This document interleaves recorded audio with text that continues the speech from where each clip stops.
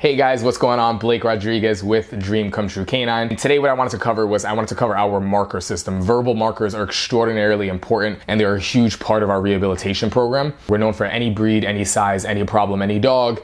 And when you really get down to the nitty gritty and try to address things that most people struggle with, clear communication is key. Verbal markers are super important because they mark a precise moment in time that we like or don't like. The three main verbal markers that we use are good, yes, and nope. But pay attention to this here. Maxwell, here. Good. Yes. Very nice. Very good, buddy. Place. Good. Down.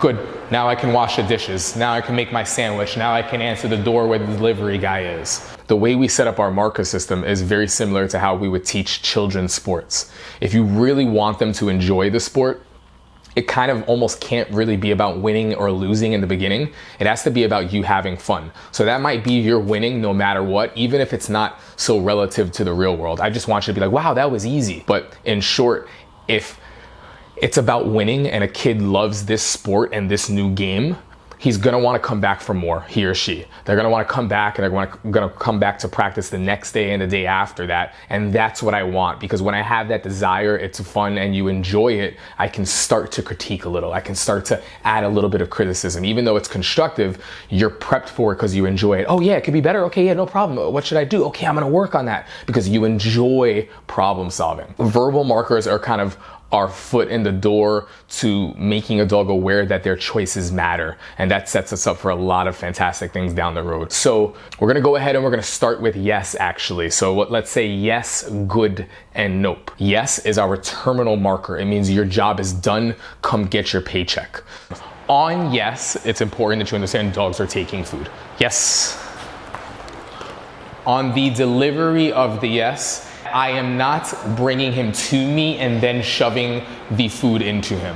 He is taking it as my hand is still moving, or at the very least, once he gets there, I'm stopping. Okay, so yes, that's important. One of the big things that we see is that people can sometimes shut nervous dogs down or prevent dogs from actually building drive. So on yes, the dog takes food. If I tell my dog to sit and his butt hits the ground, I say yes, he will release from the sit to take food. If I tell my dog down and I say yes, he'll release and get out of the down to take the food. It's very important that you remember that you're not bringing food to the dog on the yes, that the dog is coming to you. That does not mean that you need to start 10 feet away. If this is the dog, this coffee mug, I can be here on yes, and then I can move back as long as my yes is coming first. It should be yes, then I'm moving. What I'm trying to do is I'm trying to build drive.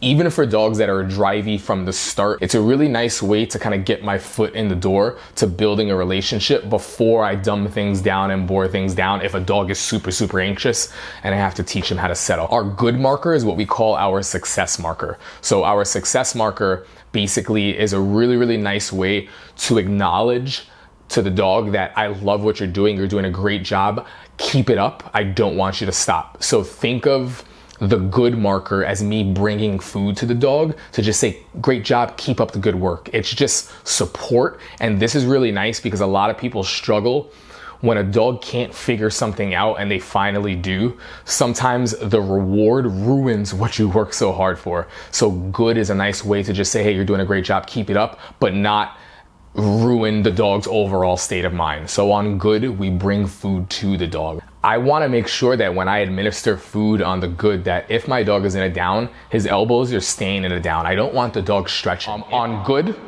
I will walk in and I will feed. If my dog is holding a sit and that's what I'm gooding, I don't want him getting up by the time I get there for delivery. So good, he should hold position. Good, good, good. Yes.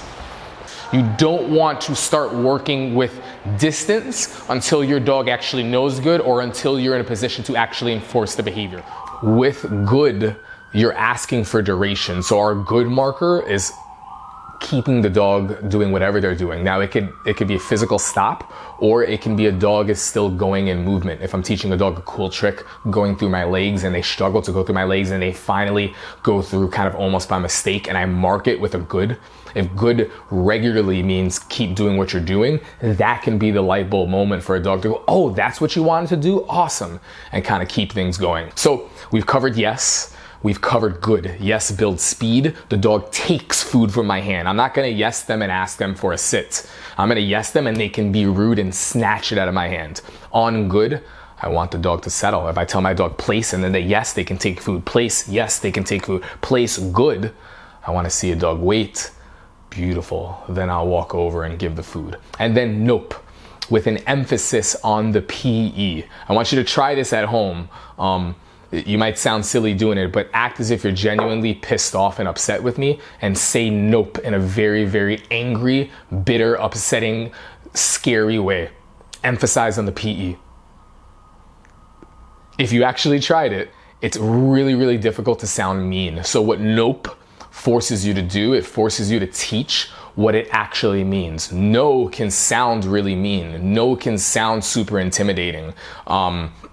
No can be scary, and a dog can know they did something wrong. A dog can know you're upset, but a dog can also not know what the hell to do. So nope forces you to act, to teach, because a lot of us, we get in this habit that dogs just are supposed to kind of understand our language, and it's really not fair to them. A lot of times they're trying to figure stuff out, and people get it confused. Oh, he knows he did something wrong, or she knows. You can tell by what she looks. Yeah, she knows something's up. But obviously, if it's continuing to repeat, she doesn't know what's going on. Otherwise, she would have stopped it. Nope means stop doing what you're about to do and go back to doing what you were doing. Now, go back to doing what you were doing implies the dog was doing the right thing first. So before we go noping our dogs to death, let's spend time making sure they're successful and understand what to do before we correct it. I'm all for giving a dog a speeding ticket, but I want to be very, very fair and make sure that they knew what the speed limit was. So it's my job to put speed limits on every single exit. I'm even going to go above and beyond with the dog, and I'm going to get in the car with them and I'm going to teach them how to drive, make sure they're good at it. Once they're good at it and they know the rules and they know how to be good at the rules, then you better believe that I'm going to sit on the highway on exit 30 with my radar gun, and once something is taught, I am going to enforce the rule. So nope is an inevitable part of dog training. Dogs are creatures of patterns, so they test. The more information we can give a dog, the better. So a verbal marker is correcting and interrupting something, which will usually, if you condition it properly, set you up to give a command if needed, or see the dog go back into the previous command. Now, down. If I say good here, but as I say good, that nope is happening, I'm not gonna allow that. Nope means go back to doing what you were doing. In the event that I nope him and he stops, at least I'm stopping a behavior, I'm pulling away. Maybe I'm giving him additional information to go back into what he was doing. Let's cover the nope really quickly. This is a little bit of a tough one because Maxwell right now is pretty sharp, so you're not really gonna see him make a mistake. I will definitely cover this in more detail and kind of break down how we utilize the leash and leash pressure, how we teach leash pressure. But once that's known, how we use that to match our body and give our body relevance so that we can be hands-free.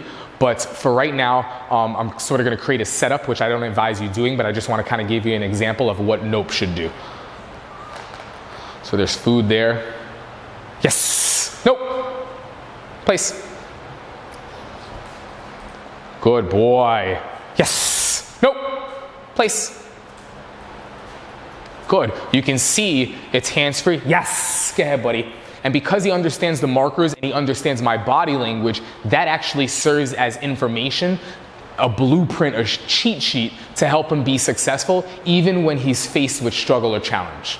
Okay? Teaching that nope, teaching your body, we'll cover that all in separate videos, but right now you have the basics, and hopefully this gives you a clearer, better understanding of how to utilize the markers, and if you're creative, gives you a little bit of an insight at how valuable this could be in more advanced stages of training and everyday real world situations.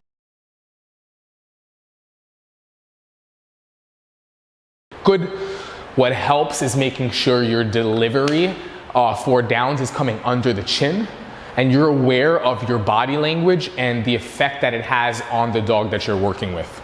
On my yes, the dog can take. Now this marker system, it can help for behavior modification, it can help with aggression, it can help to build confidence, it can help for fearful dogs, it can help for anxious dogs. It's all a matter of how you use it, but it's really important that you understand that these are the fundamental kind of foundation blocks that allow us to kind of build and help us, whether we're teaching advanced dog tricks, basic dog tricks, you know, stuff for aggression, dog aggression, human aggression, anxiety, fear, you name it. This could be done for sits, this could be done for downs, this could be done for place, this could be done for recall. Very important when you are teaching a behavior, and especially when you're teaching the markers, you're always feeding on good, you're always feeding on yes. Good, once it's a conditioned response, and once the behavior that you're gooding is not new, you no longer need to feed. You still usually want to have some sort of reward, whether it's a release for freedom, whether it's a toy that you're throwing, a tug toy, a food, whatever for your yes though. That's a release, your job is done, you're kind of free.